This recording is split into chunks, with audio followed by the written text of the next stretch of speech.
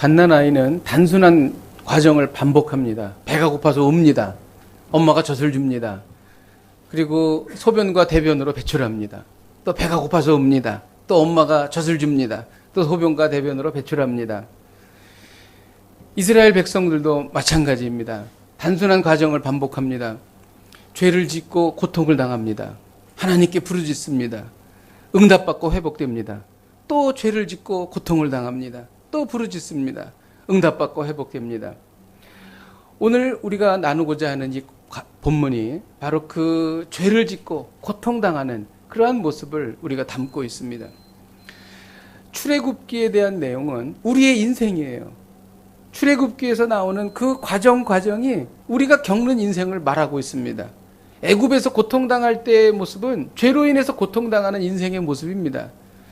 홍해바다를 가르고 출애굽해서 그 바다를 건너가는 것은 세례받고 구원받는 그 복된 인생을 말하고 있는 것입니다. 또 광야에서 지내는 그 40년간의 그 고통스러운 시간은 우리가 성화를 위해서 걸어가는 그러한 시간들을 말하고 있는 것이죠. 오늘 부분은 이스라엘 백성이 출애굽을 했습니다. 그리고 그들이 그 엄청난 홍해바다의 기적을 체험했습니다.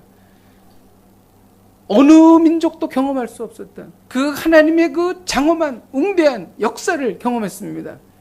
그리고 그 가슴 뜨거운 그 벅차오르는 그 감동으로 나왔어요. 그리고 나와봤더니 광야입니다. 마실 물이 없어요. 하루 종일 마실 물이 없어요. 그 다음 날도 마실 물이 없습니다. 그래서 그들은 생명의 위협을 느껴가면서 걸었습니다. 그러다가 물을 만났어요. 너무 기뻤습니다. 정말 60만 명 이상이, 정말 200만 명 이상이 그 물을 향해서 뛰어갔습니다. 그래서 사람들이 허겁지겁 물을 마시기 시작했어요. 어떤 분은 물을 끓고 입을 그냥 그 물에다 대고 마시고, 어떤 분은 손에다가 퍼서 마시고 막 마셨습니다. 여기저기서 사람들이 소리가 들리기 시작했어요. 비명소리가 들렸습니다. 너무 물이 써서 마실 수가 없는 거예요. 배를 움켜쥐고 떼구르륵 굴렀습니다. 어떤 사람은 토했어요. 신학자들은 그래요. 그 물에서, 그 샘에서 유황 성분이 분출되었다는 거예요. 그래서 그것이 너무 써서 마실 수가 없다는 것입니다.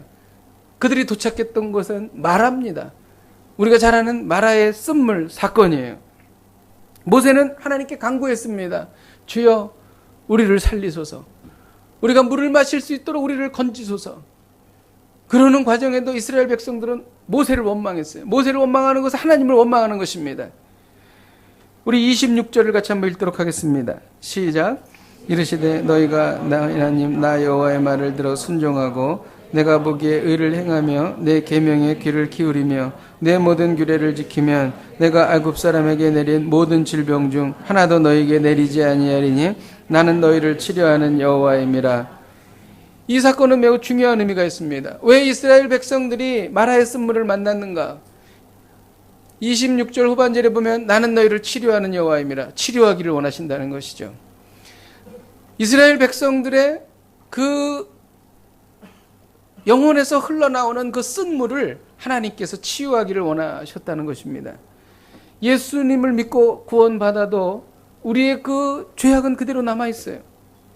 죄가 용서받았다고 칭해 주신 것이지 죄는 우리 가운데 있습니다. 그리고 우리는 그 훼손된 그 영혼과 그 부패된 그 심령으로 인해서 끊임없이 쓴물을 쏟아내게 되어 있습니다. 성령 받고 은혜 받았다고 해서 이것이 없어지는 게 아니에요. 부흥회 가가지고 성령 받고 은혜 받았다고 해서 갑자기 그 사람이 바뀌는 게 아닙니다. 예수 믿고 구원받았다고 갑자기 바뀌는 게 아니에요. 시간이 필요한 것입니다. 우리 안에 그 죄로 인해서 훼손된 그 내면으로 인해서 그 쓰디쓴 쓴물이 우리한테 계속 흘러나오고 있는 것입니다. 어려서 사랑을 못 받은 사람은 쓴물이 있어요. 쓴 뿌리가 있습니다. 그래서 저 사람 왜 저 순간에 화를 낼 순간이 아닌데 왜 화를 내지? 사람들이 이해를 못해요. 근데 그 마음에 쓴물이 있기 때문에 그거를 받아들이지 못하는 것입니다. 그래서 지나면서 사람들을 만나면서 좋은 관계를 갖지 못해요.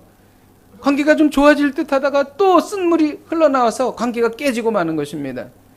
어려서 큰 상처를 받은 사람은 쓴물이 있어요. 그래가지고 사람들을 만날 때에 저 사람 지금 화를 날 타이밍이 아닌데, 저 사람이 저렇게 기분 나쁠 순간이 아닌데 기분이 나쁜 거예요. 화가 나는 것입니다. 그리고 관계가 깨지는 것입니다. 이런 것이 내면 깊숙해서 흘러나오는 쓴물인 거예요. 여러분, 왜 이런 쓴물이 생길까요? 이 인생에 쓴물이 있기 때문에 하나님께서는 마라의 쓴물을 허락하신 것입니다. 인생에 쓴물이 나는 원인은 여러 가지가 있는데, 첫째로는 열등감 때문에 쓴물이 나옵니다. 사울은 다윗에 대한 열등감이 있었어요. 아주 심한 열등감이 있었습니다. 사울이 왕인데도 열등감이 있었어요. 왜냐하면 여인들이 노래를 부르는 거예요. 다윗은 만만이라는 거예요. 사울은 천천히라는 거예요.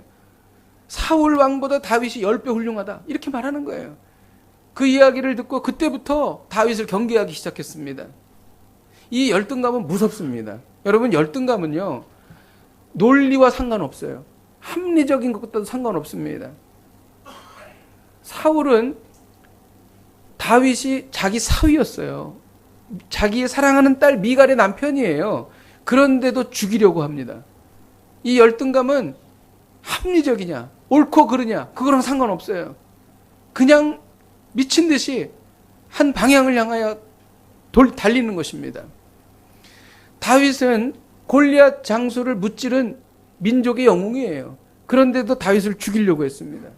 그리고 다윗은 자기가 정신적으로 이상하고 힘들 때 악기를 쫓아주는 음악을 연주했던 사람이에요. 그럼에도 불구하고 창을 몇 번씩이나 넣어서 죽이려고 했어요. 그 이유가 뭔지 아세요? 열등감 때문입니다. 여러분, 열등감은 참 무섭습니다.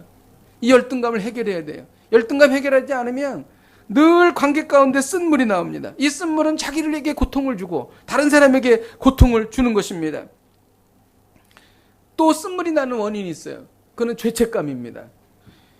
가룟 유다가 목매어 자살한 이유가 뭔지 아세요? 죄책감이에요. 하나님의 아들 예수 그리스도를 죽였다는 것입니다. 스스로 뉘우쳤어요. 예수님을 판 대가로 은 30을 대제사장들에게 가서 갖다 주었어요. 장로들에게 갖다 주었습니다. 가룟 유다가 이렇게 말했어요. 내가 무죄한 피를 팔고 내가 범죄하였다. 그랬더니 그 사람들이 뭐라 그랬어요? 대제사장과 장로들은 이것이 우리와 무슨 상관이냐? 네 죄는 네가 담당하라는 거예요. 그래서 사도행전에 보면 불의의 삭슬로 밭을 샀다 그러는 거예요. 그리고 거기에서 죽게 되었는데 곤두박질하여 배가 터져서 창자가 흘러나와 죽었다. 얼마나 무서운 끔찍한 일이에요. 이 모든 원인이 어디에서 왔어요? 죄책감으로 온 것입니다. 쓴물은요, 자신을 죽여요. 쓴물은 남을 죽입니다. 다른 사람의 인생을 망친 사건이, 만일 어떤 사람이 그런 사건이 있다면 평생 그 죄책감으로 인해서 쓴물이 자기의 인생에 나오게 되어 있습니다. 월남전에서 사람을 이렇게 전쟁 중에 죽인 사람은 평생 그것 때문에 고통합니다. 그 죄책감으로 인해서 그 쓴물이 나오는 거예요. 이 쓴물 치유받아야 합니다. 절도, 살인, 강간 등 심각한 범죄로 인해서 죄책감을 갖고 있다면 평생 이것이 쓴물을 토해내는 것입니다. 불효도 마찬가지예요. 부모님에게 참 불효막심하게 했는데 부모님에게 그것을 갚아드리고 부모님에게 그것을 죄송하다고 말하려고 하니까 이미 부모님은 돌아가신 거예요. 어떡하겠어요? 평생 그 죄책감을 갖고 사는 것입니다. 또 쓴물이 나는 원인이 있어요. 그건 적개심입니다. 사울이었던 바울의 이름이 원래 사울이었잖아요. 이 사울은 기독교인들, 예수 그리스도를 믿는 사람들에 대한 적개심이 있었어요. 그래가지고 기독교인들을 죽이기 위해서 이 사람은 죽여야 된다라는 것에 가편 투표를 했던 사람입니다. 그리고 사울은 대제사장에게 예수 믿는 사람들을 잡아올 수 있다는 그러한 그 합법적인 증서를 받아가지고 외국인 다메섹까지 가서 사람들을 잡아서 감옥에 넣었던 사람이 바로 사울입니다. 사울이 왜 그랬을까요? 적개심입니다, 여러분. 적개심이 있어요. 어려서부터 아버지에 대한 상처는 적개심을 불러일으킬 수 있습니다. 그래서 이런 분들은 살아가면서 자기의 권위자와 관계가 좋지가 않아요. 처음엔 좀 좋은 것 같아요. 근데 결국은 관계가 흐트러집니다. 깨집니다. 그 이유가 뭐예요? 적개심 때문에 그래요. 어려서부터 당한 부모의 편에는 적개심을 불러올 수가 있습니다. 사회적 불평등에 처해 있던 사람은 말할 수 없는 적개심을 가지고 있어요. 저는 386 세대예요. 우리 세대는 정말 이렇게 사회적인 운동, 데모 이런 거 하는 친구들이 주변에 많았어요. 그래가지고 거기에 깊숙이 빠지는 애들 이렇게 가서 이야기를 해보면 이런 사회적 불평등 속에서 자란 애들이야. 아주 심하게 가난하든지 아니면 아주 여러 가지 이유로 인해서 피해를 본 사람들, 이런 사람들이 많았어요. 이 적개심이 그들로 하여금 그렇게 만든 거예요. 근데 그것은 결코 좋은 결과를 맺지 못하더라고요. 왜? 쓴물이 나오니까. 이 쓴물이 계속 흘러나오는 거예요. 자기를 괴롭히는 거예요. 다른 사람을 괴롭히는 것입니다.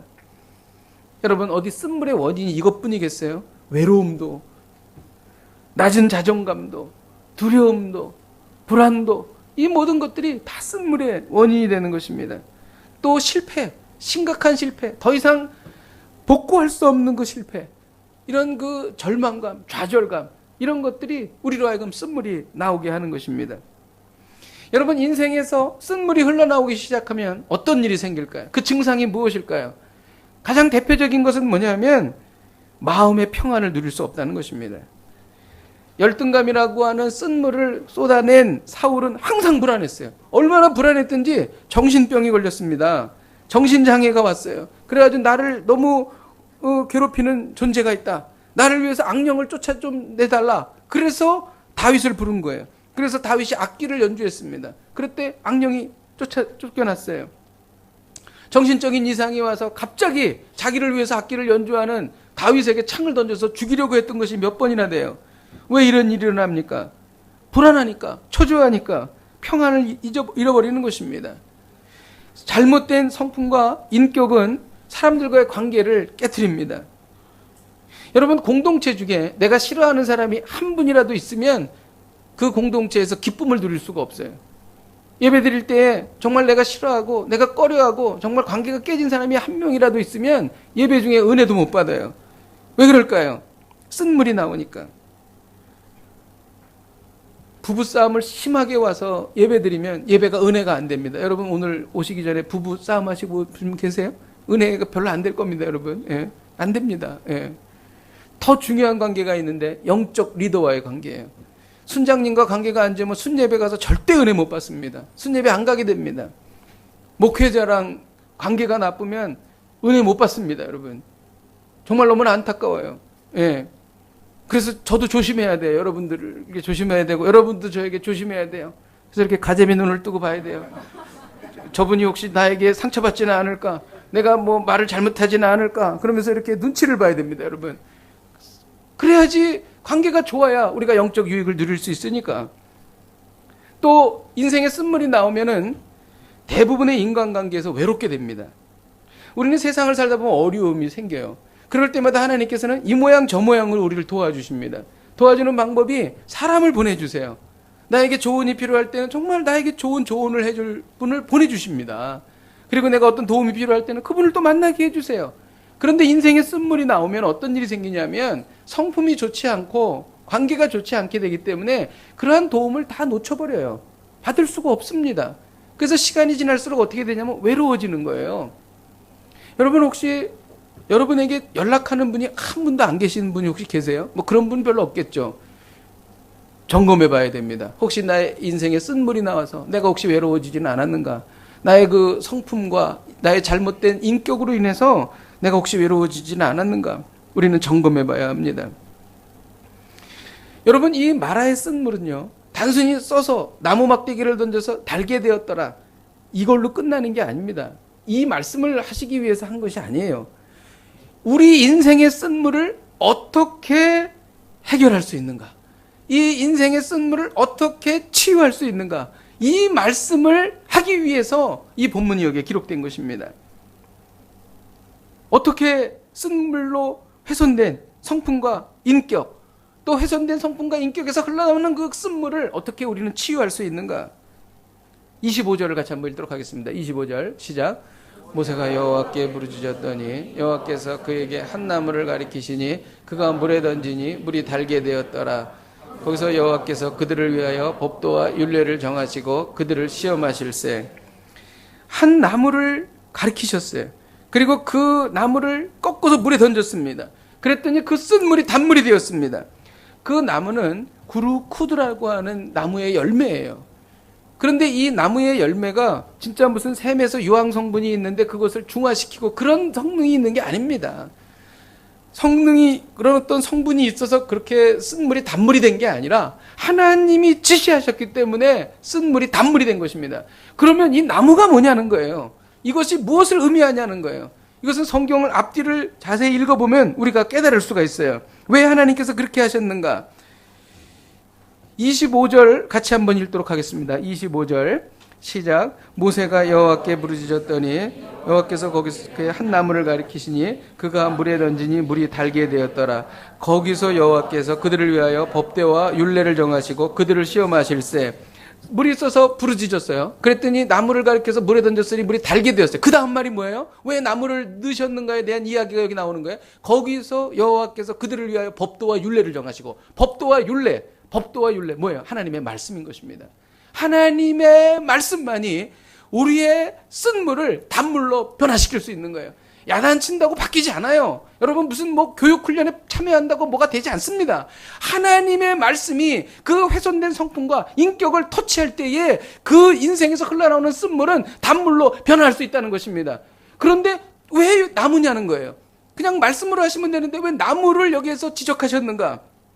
여러분 우리는 이것을 알아야 합니다. 이것에 대해서 우리는 다른 성경에서 왜 여기에다가 나무라는 말씀을 기록하셨는지를 우리는 알 수가 있어요. 베드로전서 2장 24절의 말씀을 같이 읽겠습니다. 시작.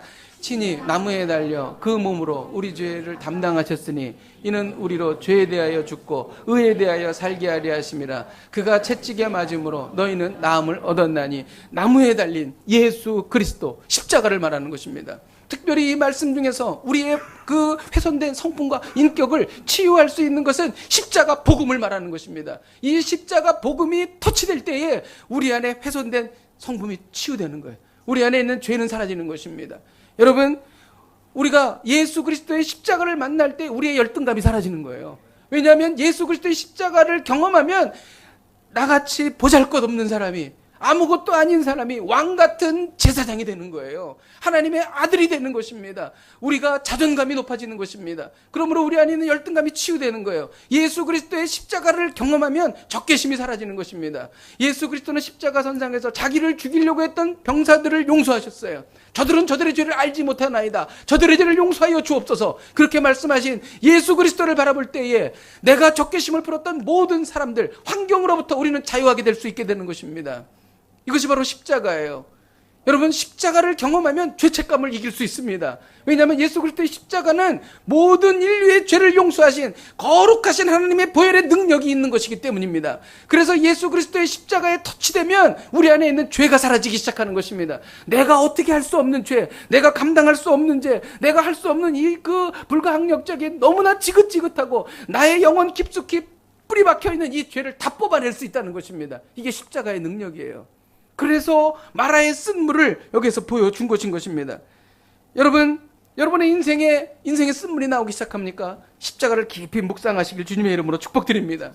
저는 오늘 이 설교를 통하여 제 안에 있는 이 쓴물이 치유되기를 원합니다. 여러분들 안에 있는 이 쓴물이 치유되기를 원합니다. 제 안에 있는 열등감이 사라지기를 원합니다. 여러분 안에 있는 열등감이 사라지기를 원합니다. 여러분 오늘의 메시지가 무엇입니까? 이 메시지는 쓴물이 나는 인생을 십자가로 치유하라는 거예요. 이게 마라의 쓴물이에요. 쓴물이 나는 인생을 십자가로 치유하라. 이스라엘 백성들은 노예 생활을 하면서 쓴물이 생겼습니다. 그들은 애굽 사람들에 대한 열등감이 있었어요. 그들은 하나님을 떠난 죄책감이 있었습니다. 그들은 애굽 사람들에 대한 적대감이 있었어요. 이것이 쓴물이 된 거예요. 그래서 그들의 영혼에서 쓴물이 솟아나오는 거예요.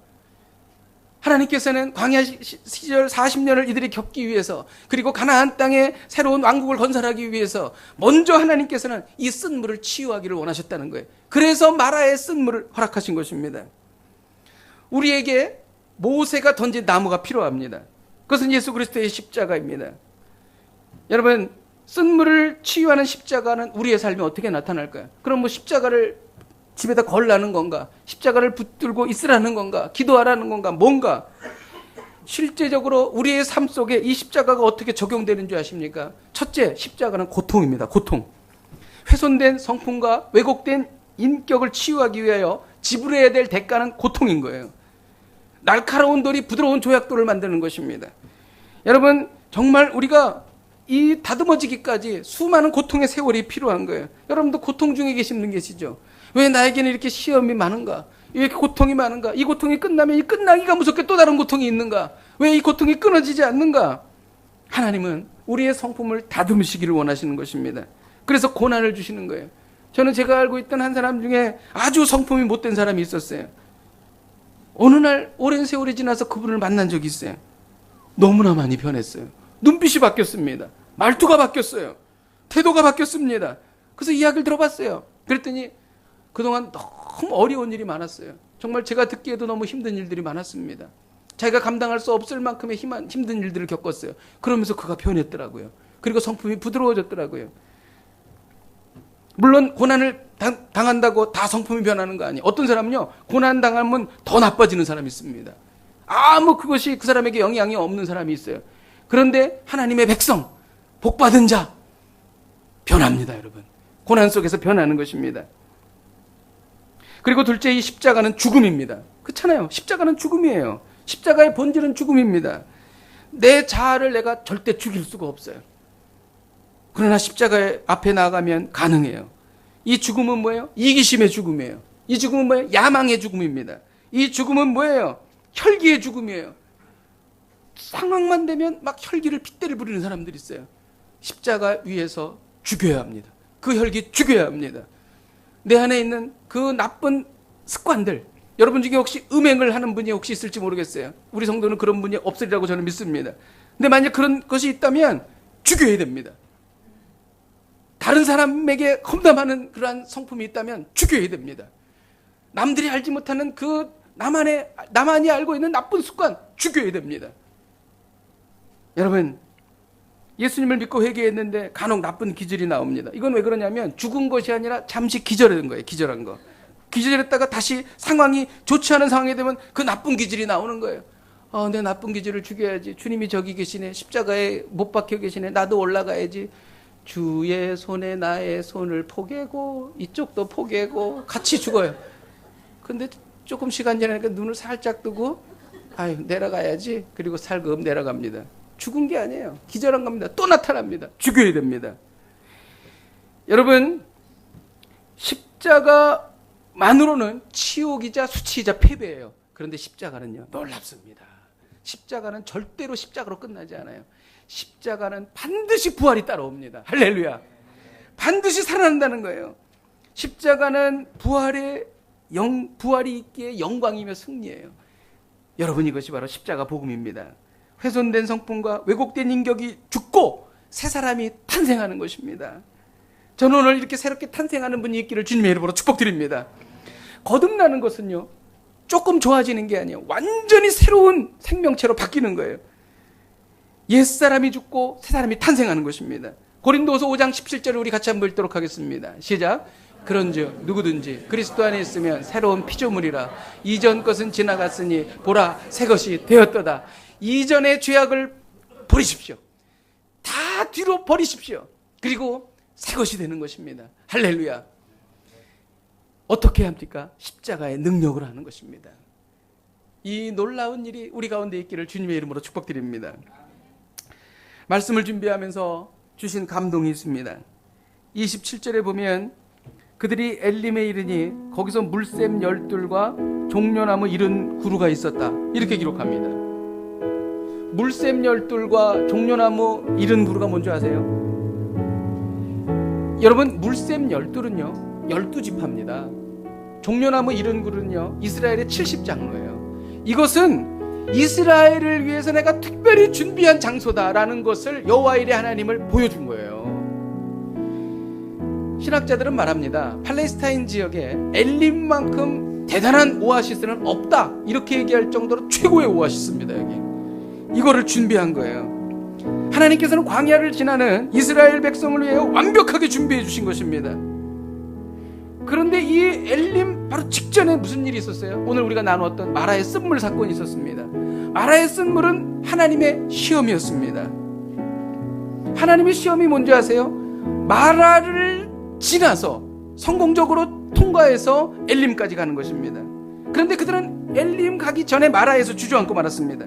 그들은 시험을 통과하지 못했어요. 그들은 그 쓴물을 마시고 토하면서 모세를 원망하고 하나님을 원망했습니다. 거기에서 주저앉은 것입니다.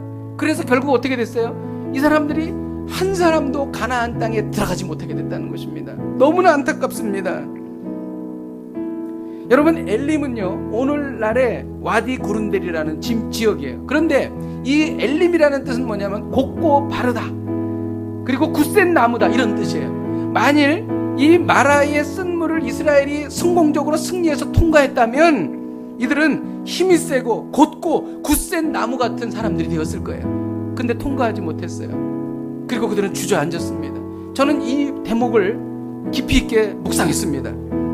읽고 또 읽었습니다. 이스라엘 편에서 한번 생각해 봤어요. 실패했던 이스라엘은 우리가 함부로 말할 수 없어요. 왜냐하면 그들도 최선을 다한 거예요. 여러분 생각해 보세요. 40도가 넘는 광야를 하루 종일 물 없이 걸어갔다고 생각해 보세요. 이건 초인적인 거예요. 그런데 이틀을 물 없이 걸어갔습니다. 자기들이 할 수 있는 최대한의 것을 다 한 거예요. 물이 보인 거예요. 물이 보이니까 막 미친 듯이 뛰어갔겠죠. 그리고 그 물을 마셨는데 그 물이 너무 쓴 거예요. 그러니까 막 사람들이 소리를 지르고 토하고 막 배를 움켜쥐고 여기저기 쓰러지는 것입니다. 여기에서 무너진 거예요. 여기에서 모세를 원망하고 여기에서 하나님을 원망했다는 것입니다. 여기서 무너진 거예요. 너무 안타깝습니다. 이들이 누구예요? 홍해바다의 기적을 본 사람들이에요. 저는 그래서 홍해바다서부터 마라까지는 인간적인 힘으로 그들이 갈 수 있었어요. 인간적인 힘으로 갈 수 있는 그런 거리입니다. 근데 문제는 마라에서 엘림까지입니다. 여기서부터는 도저히 사람의 힘으로 감당할 수 없는 것입니다. 제가 그래서 지도를 보고 찾아봤습니다. 도대체 마라에서 엘림까지 몇 킬로인가? 10킬로입니다. 10킬로. 빠른 걸음으로 하면 2시간이면 갈 수 있는 거리예요. 근데 그 10킬로 앞에서 무너진 것입니다. 이것은 인간적인 힘으로 갈 수 있는 상태가 아니고 권투 경기를 생각해 보시면 돼요. 권투 경기를 하다 보면 그로키 상태가 돼가지고 막 정신을 차릴 수 없는 그런 상태에 있지 않습니까? 그렇지만은 종이 울릴 때까지 버텨야 되잖아요. 이것은 정신력으로 버티는 것이죠. 자기의 그 육체적인 힘으로 버티는 게 아니에요. 바로 이겁니다. 마라에서 엘림까지는 육신의 영역이 아니라 믿음의 영역이라는 것이죠. 목숨을 걸고 하나님께 맡겨야 갈 수 있는 부분이라는 거예요. 사람이 아무리 모든 것을 준비해도 도저히 사람의 능력으로 감당할 수 없는 부분이라는 것입니다. 하나님은 이거를 통과하기를 원했다는 거죠. 이 완전히 생사를 하나님께 맡기고 돌진하는 모습, 이것을 하나님이 기다리신 거예요. 쉽지 않은 시험입니다. 여기서 이스라엘이 실패한 거예요. 하나님은 이 부분을 성령의 능력으로 이기기를 원하셨어요. 어떻게 버틸 수 있습니까? 하나님의 도움을 받아야 갈 수 있는 거리, 그 10km, 그걸 걸어가야 됐죠. 방법은 한 가지입니다. 기도로 버티는 것입니다. 여호수아의 기도는 태양을 멈추었어요. 사람이 할 수 있어요? 아니요. 하나님만이 하실 수 있어요. 어떻게 무엇으로 했어요? 기도로 한 것입니다.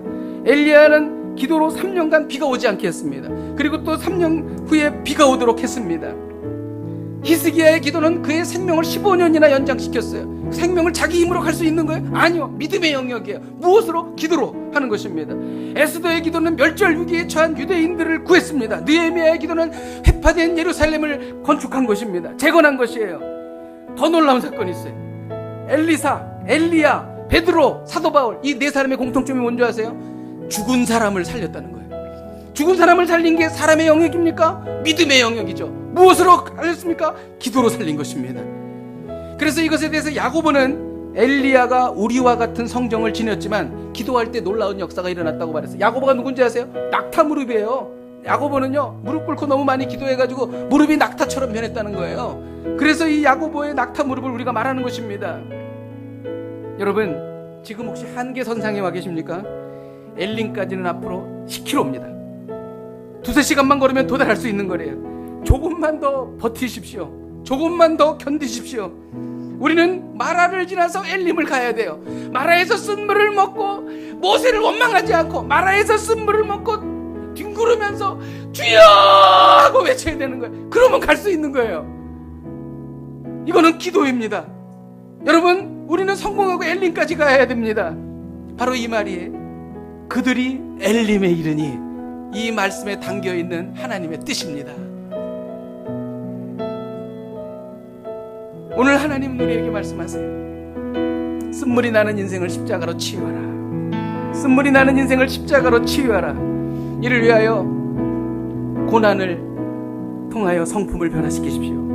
십자가에서 옛 자아를 완전히 죽이십시오.